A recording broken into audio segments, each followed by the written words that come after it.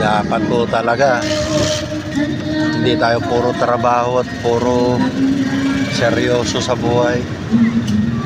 Ayan, bata-bata namatay. Isipin niya bang mamamatay siya?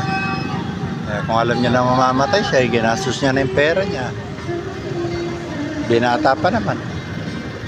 Ayan, panahon lang ang buhay talaga. That's why we need to enjoy life. Tatapos lang po ng ng ligligang sibuyas. Kaya sobrang traffic kanina.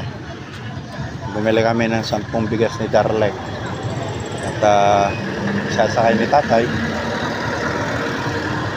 Ngayon po ay yun, may pinamalengke siyang konti.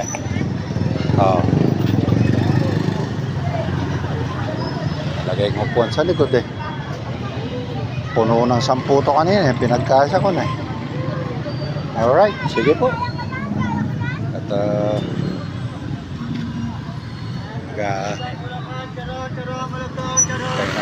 si Darlek.